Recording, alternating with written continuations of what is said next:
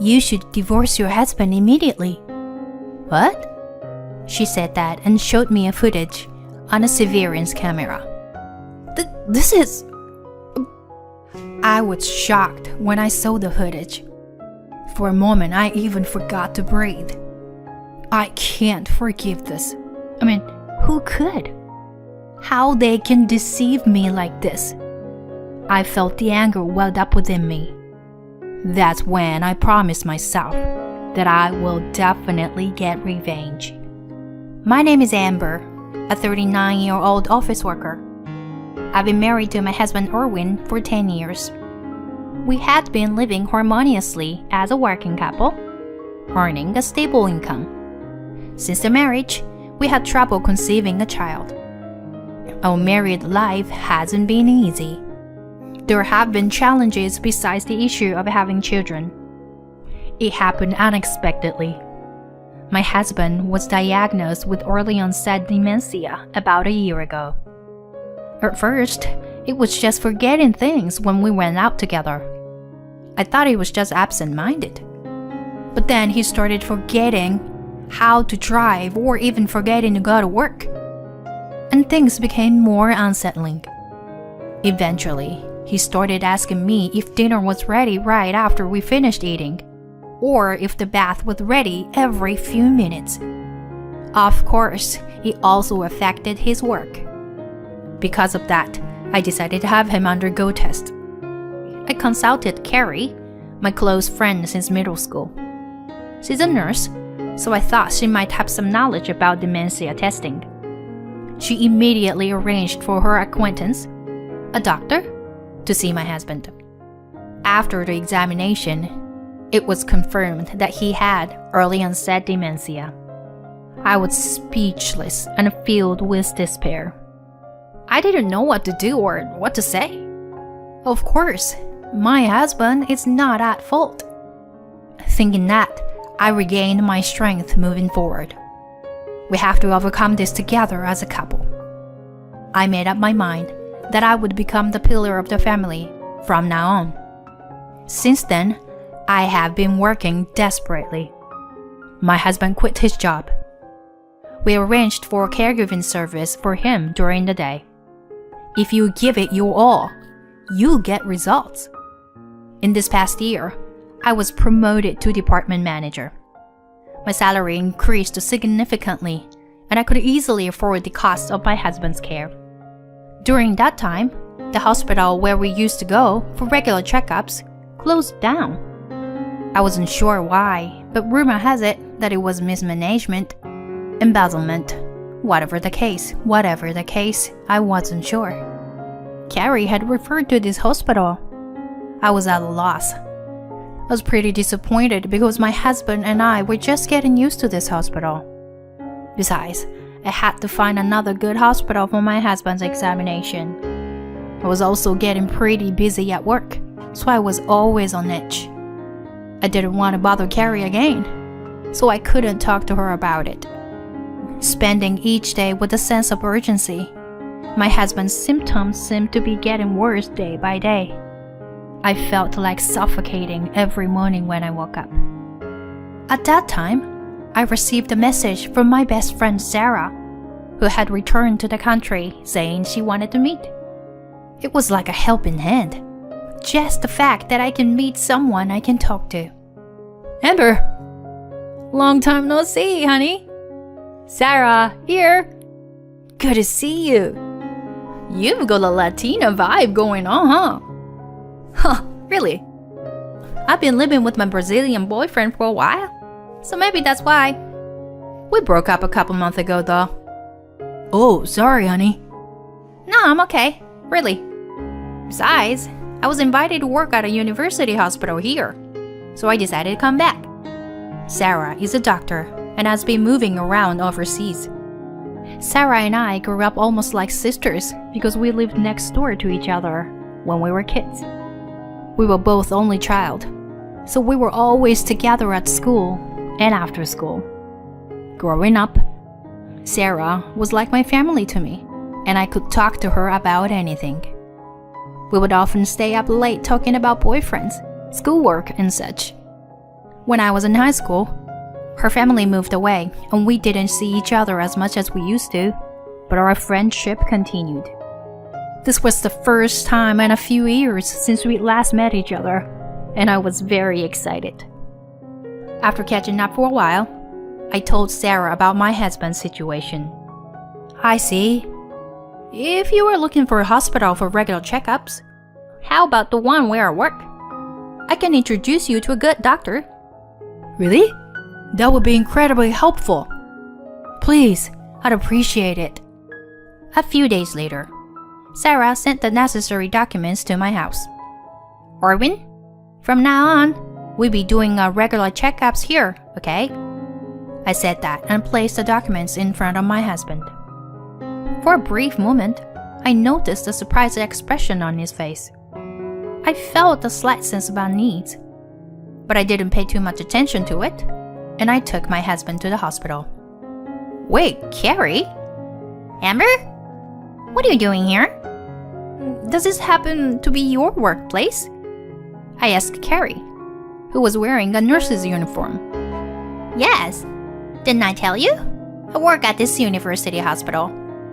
Oh, I see. What a coincidence, huh? Having two friends and trustworthy friends working at the same hospital is reassuring. By the way, it seems like the hospital I told you has closed down. I'm sorry about that. Oh, it's okay. Don't worry about that. So, how is your husband doing? Well, for now, he's stable. That's good. Well, I'll take him to the examination room, since I'll be the one attending to him. Okay, thank you. Carrie said that and headed to the examination room with my husband. I decided to go to the nearby cafe to pass the time. Amber? I turned around and saw Sarah standing there. Oh, hey, Sarah. Sarah, you look great in a white coat. It's the first time I've ever seen you like this. But it suits you. Despite my comment, Sarah had a stern expression on her face for some reason. Then she suddenly said something unexpected to me. Amber, you should divorce your husband immediately. Huh? Why all of a sudden? What do you mean by saying we should get a divorce? I don't understand at all. What do you mean? I mean, why should I? Yeah, you see, actually, I saw it. You saw? So what? Your husband. I saw the nurse and your husband going into a room that only authorized personnel can enter. Nurse? Oh, you mean Carrie? Anyway, I didn't recognize her. But it's not a place for taking patients, so I got curious and followed them. I couldn't see much inside, but I could hear their voices. Well, you know, those two seem to be having a, intimate relationship. But what? That's... No. Because Erwin has dementia.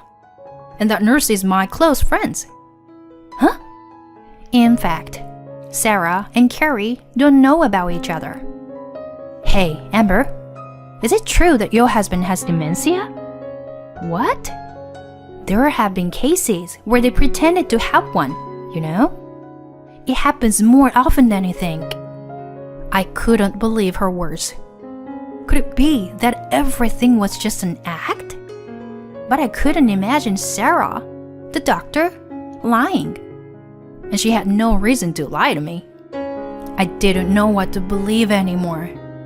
Sarah said she would keep an eye on things and went back to work.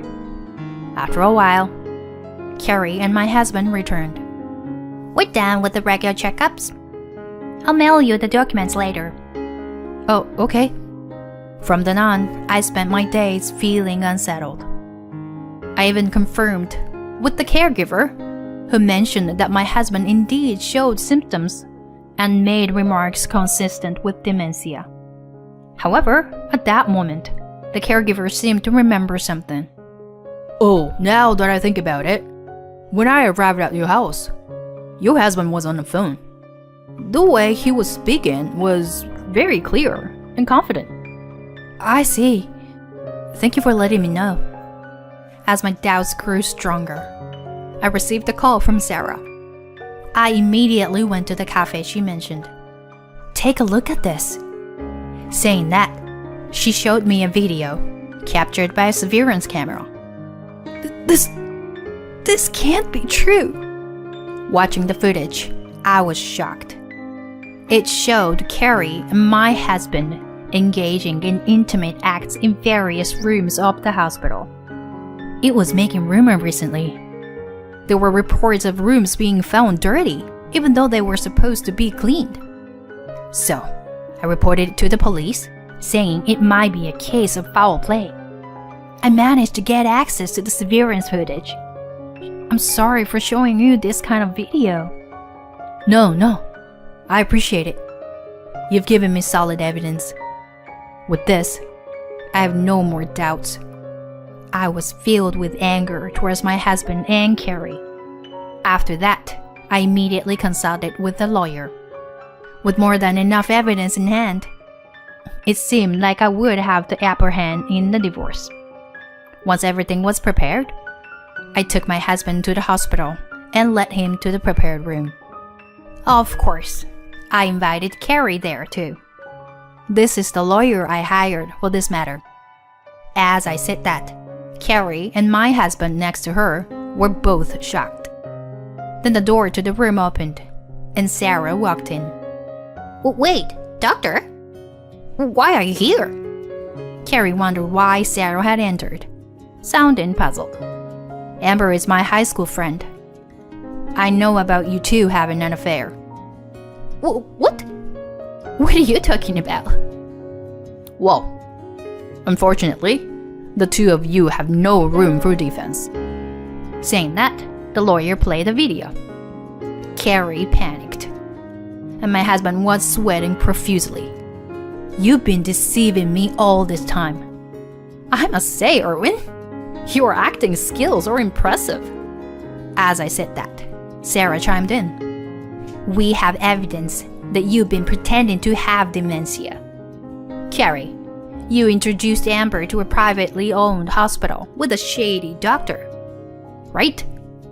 You probably manipulated something, creating a false result that Erwin has dementia."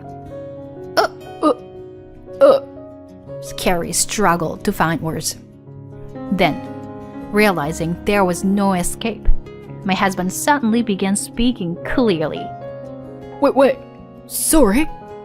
I admit I messed up. I apologize, but please, don't divorce me." "What? You're joking, right? I will definitely divorce you, and you will pay alimony.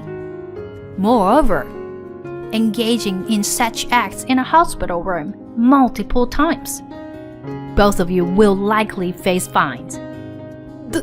This can't be. Carrie, was it? What on earth are you doing in a sacred place where lives are dealt with?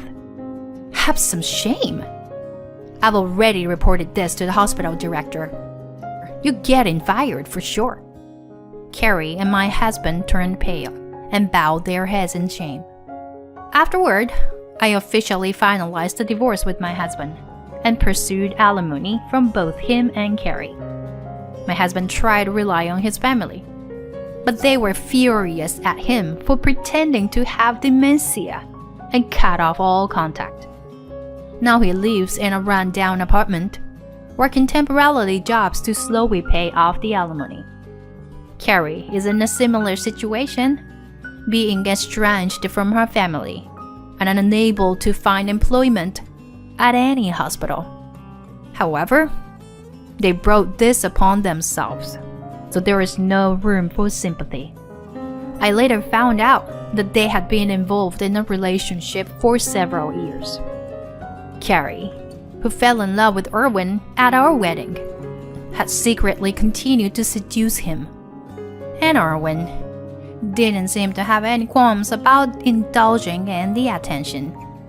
But their secret, thrilling relationship quickly came to an end once the downfall began after the divorce. I hope they will pay the price for what they have done for the rest of their lives. On the other hand, I moved to a condo near my workplace and started a new life. Being single now, I can save a considerable amount of money. I've grown weary of love and relationship for a while. I'm grateful to Sarah, who came to my rescue during the crisis. As two financially stable single women, perhaps we'll go on a trip together and indulge in luxury.